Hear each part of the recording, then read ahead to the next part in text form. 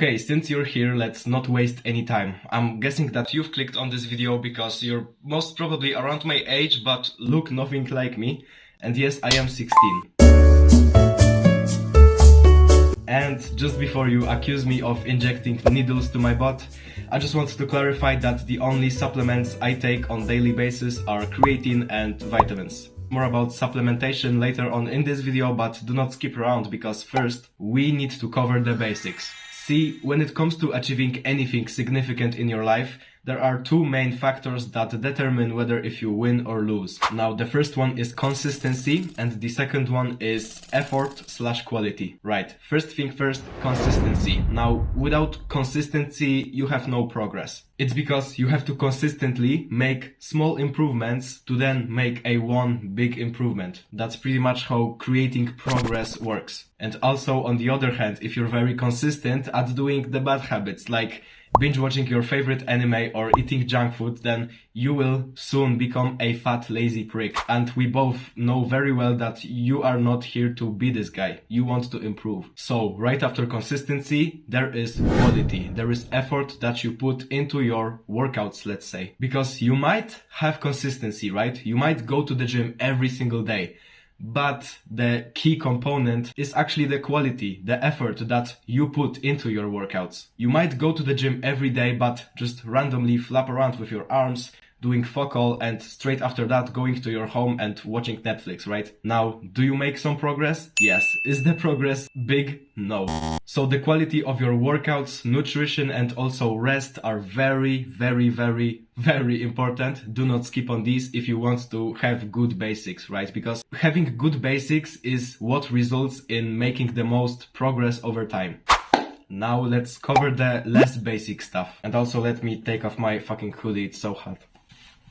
Now, the title of this video says that it's weirdly easy to get jacked as a teen. It's no lie. See, I've been pretty consistently working out for the past 3 years and already I look exceptionally good. I'm I guess like even 10% of the population good. Am I being egoistic? Maybe. But you get the point. And let me tell you that after only 1 year of proper training, you can look better than anyone you know. That's how you achieve it. First is focus on progressive overload and you can't train like a bitch. Second comes your diet and it is already like 70% of your success. So diet is important also. And the third thing is to get enough sleep, even from 9 to even 12 hours a night. This is no joke. Sleep is the best rest you can give for your body. So do not skip around on your sleep, okay? So train, eat, and sleep. That's the three main components to making good progress in your physical appearance. And now, literally 90% of your progress lays here. That's pretty much all you need to know, right? Now, the other 10% lays in taking steroids. The other 10% lays in taking creatine and drinking some milk, obviously.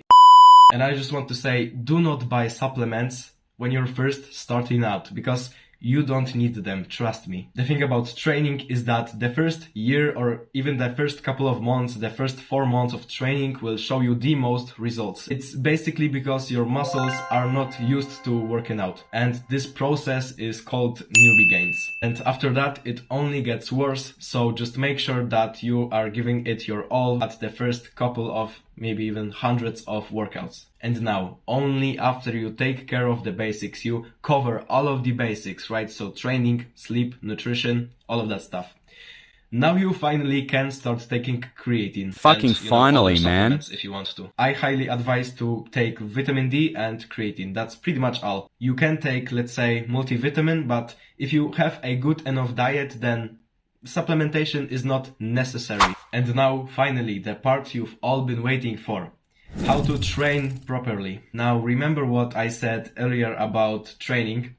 You cannot train like a pussy. Your workouts have to be hard. Now, exercises are usually done in the range of 8 to 16 reps for 3 sets. So let's say that you have 3 sets of 12 on bench press, which is the most basic thing you can imagine, but it works, so everyone does it. So you have 3 sets of 12 reps. So you do 12 reps, you rest for 1-2 minutes or maybe 3 minutes, depends on how you feel. You do another 12 reps, then you rest, and then you do another 12 reps. And that's already 3 sets. And again, it's crucial. It's crucial for making any progress in the gym. Focus on progressive overload. So either add weight to the exercise that you're performing, like let's say squats, you just put on more weight than usually, or you do the exercise slower, more controlled, so you get a better stretch on the muscles. See, for the first month, maybe the first 2 months of your training, you will have to get your proper form down because it is a very big part of the basics. And again, you have to have good basics. So if you want to do shoulder press, don't go and literally do anything with your arms. Go and watch some tutorials on YouTube. There are a lot and they will definitely help you. Okay, so now let's talk about some workout splits, workout plans. A typical workout plan consists of these 6 movements. And it is bench press, either dumbbell or barbell, for chest and triceps. Dips, also for chest and triceps. Overhead press, dumbbell or barbell, for shoulders and traps. Damn, that's so hard to say for some reason. Then we have rows and pull-ups for the back. And then squats for the legs, obviously. And the 6th type of movements are accessory movements, like let's say bicep curls for your biceps. Now the first 5 types of movements are called the compound exercises. It's because they come at you and they pound you in your ass because you use a lot of different muscle groups to perform them. I can't say it properly. Perform them, to do them. And the 6th type of movements are accessory movements, which basically means that they are, well, accessory. Meaning you can do them and you should do them, but the compound exercises always go first place. And if I'm being honest, most accessory movements aren't even that needed besides the accessory movements you do for your biceps, because you can't train your biceps in pretty much any other way than, bicep curls, let's say. Okay, so we've covered that. There are also a lot of different training splits, like push-pull legs or Arnold split, let's say. But for now, since most probably you are a beginner, since you've clicked on this video, I would advise you to train maximum 4 times a week. So the best choice for you would be an upper-lower split, which basically means that on the upper body day, you do movements that engage all of your upper body muscles, like your shoulders, triceps, biceps, forearms, chest, back, traps, anything that is above your waistline. And on the lower body day, you do your lower body movements like squats, leg presses, leg extensions, calf raises. The training program looks like this. And that's pretty much all you need for even your first year of working out. That's what I personally did exactly on this plan. I've been working out for, I guess, 1 whole year, and I've made great progress, if I'm being honest. Keep in mind, I was only working out at home with, any movements I could do at home. So that's it, and only after the first year you can move on to more complicated training programs like the push-pull legs. And an app that I would definitely recommend is an app called Gym Workout, something like this. There's the icon. I'm not even sponsored by them, but it's great. Okay, they even have their own workout plans, so you might want to really check them out. Okay, moving on. Right after training, there comes your diet. Now, it's a pretty big topic, but I will try to give you as much information in as least amount of time possible. There are 3 macronutrients, also known as macros. These are muscle building proteins, carbs, and fats. Now, the 2 things that will matter the most for you are proteins and the calories that you consume during the day. We will get onto carbs and fats later. Now, to build muscle, it's very good to eat at a slight caloric surplus. So basically eating a bit more than you burn. And online there is many calorie calculators that will calculate how much you need to eat to gain or to lower your weight. So just type in Google calorie calculator and you will just find out how much you need to actually eat, okay? So go and do that, I will wait for you. Done? Okay. So the rule of thumb is basically if you're on the skinnier side or if you are normal weight, you should be eating in a caloric surplus, which means that you should be eating more than you burn. But if you're on the fatter side, you might want to get into a caloric deficit. So eat less than usual, but still get at least 150 grams of protein a day. Personally, I use an app called Fitatu. The app has its own calorie calculator and it tells me that I need to eat around 3,100 calories a day to gain weight. And let's say to gain a pound of body weight, that would take me around 3 to 4 weeks. Let's say, I guess. I don't know the exact numbers. And I have been eating. That's exactly what I've been doing, and the progress I've made is pretty amazing. Now to quickly sum this up. Proteins are for building muscle, carbs act as fuel and give you energy, and fats are here to keep you nice and healthy. Now, most of the things that you should eat should be non-processed foods. So basically, food in its purest form. So instead of eating chips, eat some potatoes. Instead of sugary candy, eat some fruits. Instead of eating some processed beef jerky, eat some lean meats like turkey or chicken. Now, if you ask, what type of food do I actually eat?